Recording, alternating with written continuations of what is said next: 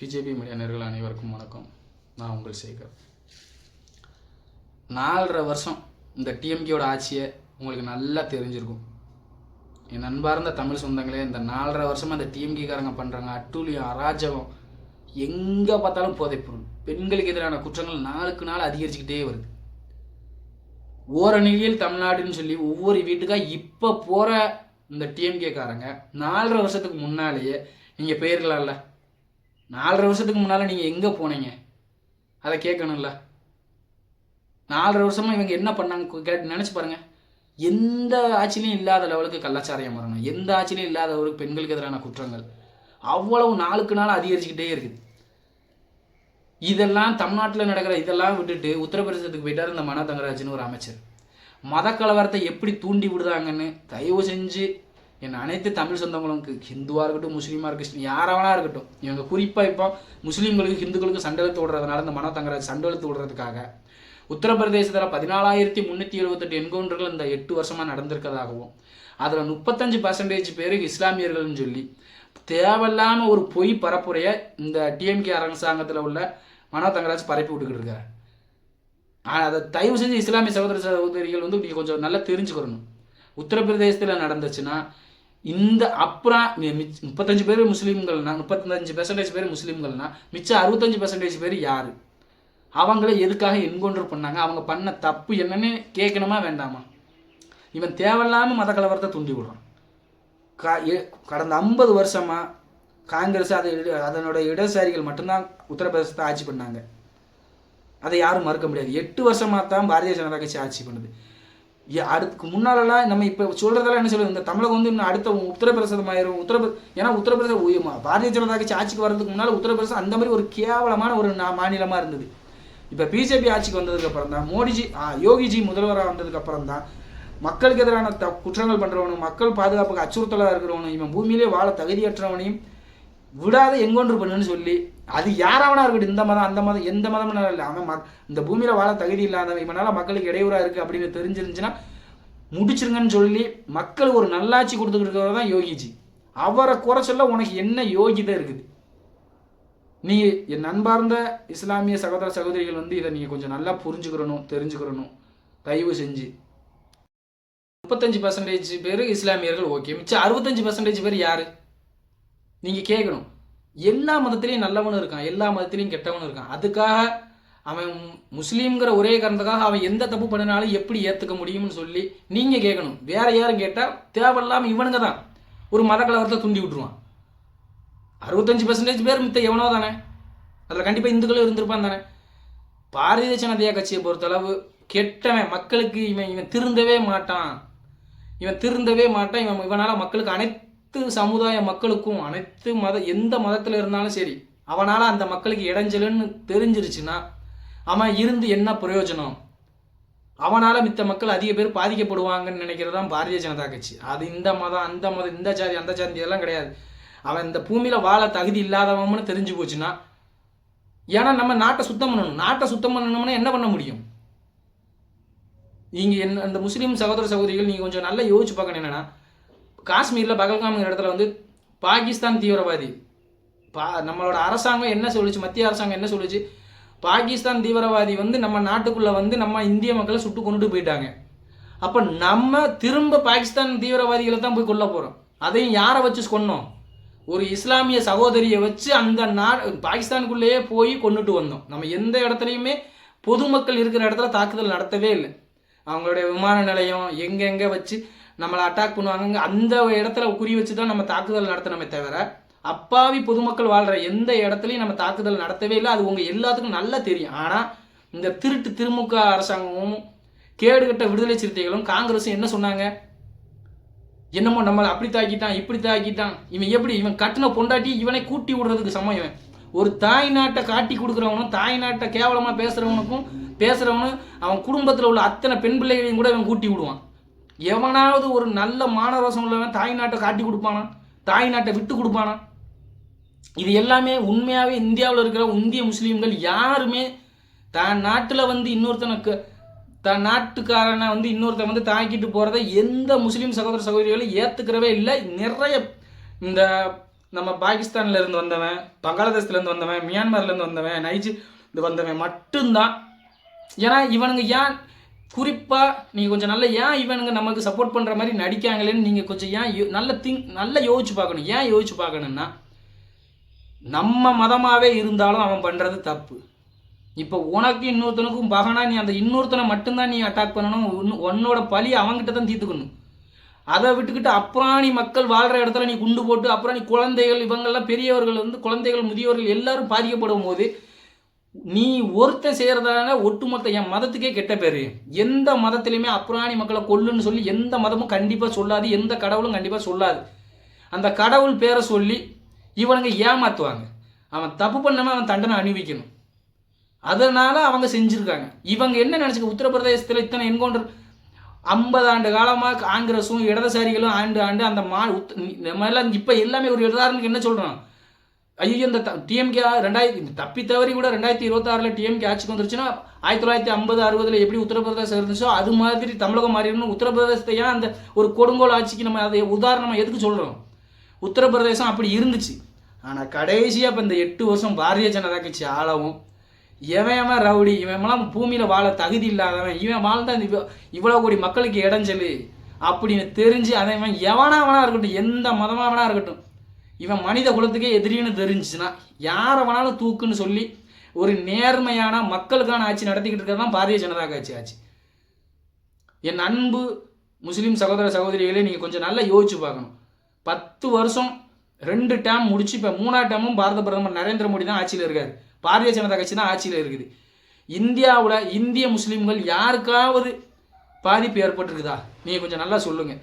ஆனால் இவனுங்க அந்த தப்பு பண்ணுவாங்க. அந்த தப்பு பண்ணுனவனை போய் நம்ம கேட்டோன்னா என்னையே அவனால் சொல்லி தப்பு பண்ணுறவன் எவனோ நம்ம நாட்டுக்குள்ளேயே இருந்துட்டு அடுத்த நாட்டுக்கு தகவல் சொல்லி நம்மளோட தாய் நாட்டை காட்டி கொடுக்குறவன நம்ம அதைத்தான் அவன் மேலே தான் தப்பு பண்ணுறோம், அவனுக்கு தான் தண்டனை கொடுக்குறோம். ஆனால் அவங்க ஒரு இந்த சமுதாயம் அப்படிங்கவும் ஒட்டுமொத்த எத்தனையோ ஒரு தியாகிகள் எல்லாம் இருக்கிற அந்த சமுதாயத்தில் இந்த மதத்தில் உள்ளவனையும் நம்ம அதைத்தானே பண்ணுறோம்.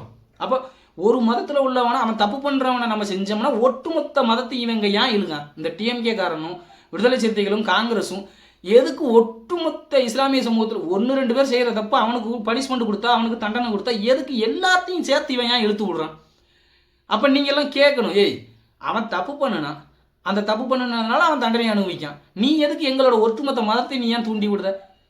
ஏன்னா இதுக்கு நீங்கள் என்ன சிறந்த உதாரணம் நான் எதுக்காக சொல்கிறேன்னா, பகல்காமில் போய் பாகிஸ்தானில் தாக்கிட்டு வந்ததுக்கப்புறம் நீங்கள் மதம் சார்ந்து தாக்கிடக்கூடாது. ஏய் அவன் பாகிஸ்தான்காரன், நம்ம இந்தியாக்காரன். இந்தியாவை அவன் தாக்கிட்டு போயிட்டான். நம்ம பதிலுக்கு பாகிஸ்தானில் போய் தாக்குதான். அது அவனால் அப்பாவி பொதுமக்களை கொண்டான். நம்ம அப்பாவி பொதுமக்களை கொல்லவே இல்லை. அவன் பாகிஸ்தான், நம்ம இந்தியா.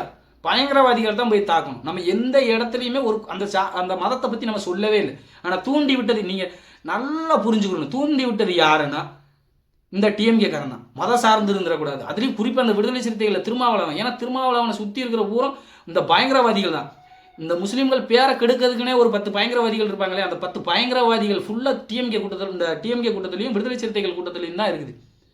இந்த விடுதலை சிறுத்தைகள் கூட்டமும் டிஎம்கே கூட்டமும் இந்த ஒரு 10 தீவிரவாதிகளையும் பயங்கரவாதிகளை பக்கத்தில் வச்சுக்கிட்டு இவங்க ஒட்டுமொத்த அந்த ஒரு இஸ்லாமிய சமூகத்தும் ஒரு தீவிரவாத சமுதாயம் மாதிரி மித்த பாரதிய ஜனதா கட்சி நினைக்கிறதாகவும் இவங்க அந்த இஸ்லாமிய மக்களை பாதுகாக்கிறத மாதிரி உங்களை ஒரு பொய்யான தோற்றத்தை உண்டு பண்ணி வச்சுருக்காங்க. நீங்கள் அதில் தயவு செஞ்சு இவ்வளோ நாள் ஏமாந்துருந்தாலும் இனிமேல் ஏமாறாதீங்க. இங்கே வா, எல்லா மதத்துலேயும் தப்பு பண்ணியிருக்காங்க, தப்பு நடக்குது. எந்த மதத்துலையும் எவனும் 100% நல்லவன் கிடையாது. ஒவ்வொருத்தனும் ஒவ்வொரு மதத்தை வச்சு நம்ம பொழைப்புக்காக நடத்துகிறவனும் இருக்கிறான், உண்மையாகவே பற்று உள்ளவனும் இருக்கிறான். உண்மையாக பற்று உள்ளவன் மித்த மதத்தை பற்றியோ மித்த இதை பற்றி தப்பாக பேசவே மாட்டான்.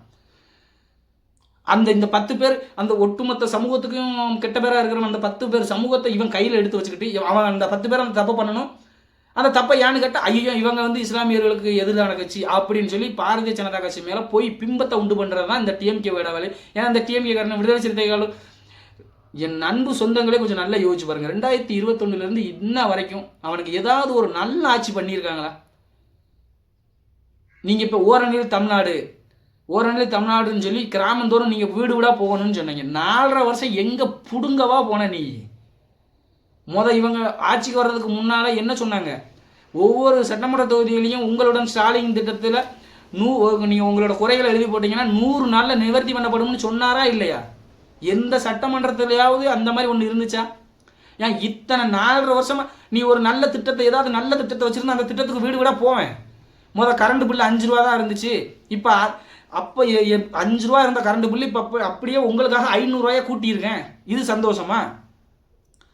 பெண்களுக்கு இலவச பயணம்னு ஏதோ ஒரு இத்து போன தகர டப்பா கணக்க ஒரு பேருந்து விட்டுட்டு அது ஒரு 2 மணி நேரத்துக்கு ஒருக்கா 3 மணி நேரத்துக்கு ஒருக்கா ஒரு ஒன்றுக்கு மொத்தம் இத்து போன ஒரு பேருந்தை விட்டுட்டு அவரோட கணவருக்கோ பிள்ளைகளுக்கோ 10 ரூபா இருந்த டிக்கெட்டை 20 ரூபாயை மாற்றிட்டு அப்புறம் நீ என்ன ஓசியை கொடுத்துட்டு இதில் வேற ஓசி ஏன்னா உங்கள் அப்பா வீட்டு பஸ்ஸை வச்சு என் தமிழக பெண்களுக்கு நீ கொடுத்தல ஓசி, நீங்கள் ஓசியில் தானே போகிறீங்க.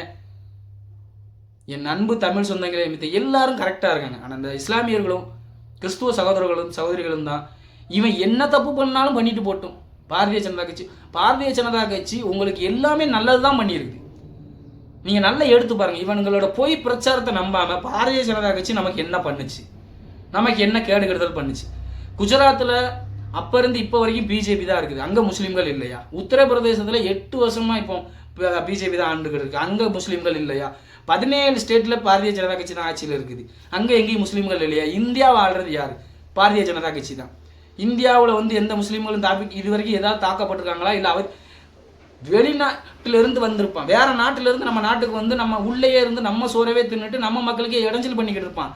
அவனை கண்டுபிடிச்சு ஒன்னால ஒட்டுமொத்த இஸ்லாமியத்துக்கும் கெட்ட பேரு, ஒன்னால ஒட்டுமொத்த ஹிந்துக்கும் கெட்ட பேரு, ஒன்னால ஒட்டுமொத்த கிறிஸ்துவர்களுக்கும் கெட்ட பேருன்னு அங்கேருந்து இங்கே வர்றவனை நீ யாரு, உன் அப்பா அம்மா யாரு, உன்னோட சொந்த நாடு எதுன்னு கேட்டு அந்த நாட்டுக்கு விரட்டி விடுறாங்க. அவ்வளோதான். நீ தீவிரவாத செயல் செஞ்சனா அவன் ஒருத்தன் தீவிரவாத செயல் செஞ்சுட்டு ஒட்டுமொத்த மதத்தையும் கெட்ட பேரை உண்டாக்கிக்கிட்டு போகிறான். அந்த ஒருத்தன் தீவிரவாத செயல் செஞ்சுட்டு போகிறான். நம்ம அவனுக்கு தண்டனை கொடுத்தோம்னா இவன் என்ன சொல்கிறான்? ஐயோ இஸ்லாமியர்களுக்கு தண்டனை கொடுத்துட்டான். நீங்கள் திரும்ப கேட்கணும், அவன் தப்பு பண்ணியிருக்கான், தண்டனை கொடுக்கான், உனக்கு என்ன? அவங்க என்ன? நாங்கள் இத்தனை வருஷம் இந்த நாட்டில் இருக்கோம், எங்களை யார் தொந்தரவு பண்ணனாலும் நீங்கள் கேட்கணும், தயவு செஞ்சு கேட்கணும். ஏன்னா இந்த டிஎம்கே திரும்ப பெண்களுக்கு எதிரான குற்றங்கள் நாளுக்கு நீங்கள் பாருங்கள், உங்களுக்கு ரெஸ்பான்சிபிலிட்டி இருக்குது. பெண்களுக்கு எதிரான குற்றங்களை அவங்க அப்பன் சிலையில் கருமையை ஊற்றிட்டாங்கன்னு உடனே பிடிச்ச இந்த அரசாங்கம், இந்த கேடுகட்ட காவல்துறை ஒரு 9 வயசு சிறுமியை கற்பழிச்சு கொண்டவனே இன்னும் 10 நாளாச்சு இன்னும் கண்டுபிடிக்கல. இது வேற சகோதரி தானே, நம்ம வீட்டு பிள்ளை இல்லையோ அப்படின்னு சொல்லி நீங்கள் இன்னும் எத்தனை நாளைக்கு இருப்பீங்க? முஸ்லீம் சகோதரியில் ஒரு ஜகத்தர் அலின்னு சொல்லி கனிம வளங்களை சுரண்டிட்டு போகிறாங்கன்னு சொல்லி அவங்களுக்கு எதிராக போராடினவங்க, அவரும் முஸ்லீம் தானே, ஒரு இஸ்லாமிய சகோதரர் தானே. இந்த டிஎம்கே அரசாங்கமும் இந்த விடுதலை சிறுத்தைகள் கட்சி எங்கே போச்சு? அவர் அந்த டிஎம்கே காரன் வண்டி ஏற்றி கொண்டானே, அவர் ஒரு முஸ்லீம் தானே, வேற மதம் இல்லையே. ஜகந்தர் அலினா யாரு? ஒரு முஸ்லீம் சகோதரரை கொன்னாங்கள, அப்போ எங்கே போச்சு? என் அன்பு உறவுகளை தயவு செஞ்சு இந்த டிஎம்கே அரசாங்கம் இன்னொரு தடவை வந்தால் உங்களோட பெண் பிள்ளைகளுக்கு பாதுகாப்பு இல்லை. நீங்கள் இஸ்லாமிய சகோதரிகள் நம்ம வீட்டு பிள்ளைகளும் தப்பு அப்படியெல்லாம் ஒன்றுமே இல்லைன்னு நீங்கள் நினைக்கலாம். இந்த ஆட்சியில் இல்லை, இந்த டைமில் இல்லை, அடுத்த டைமில் வராதுன்னு எப்படி நிச்சயம்? இந்த ஆட்சியில் மாதிரி ஒரு கேடுகட்ட ஆட்சியை நீங்கள் உங்கள் லைஃப்பில் என்னதான் பார்த்துருக்கீங்களா? ஒரு ஆட்சியை நடத்த தெரியாமல் பொம்மை முதல்வர் தான்.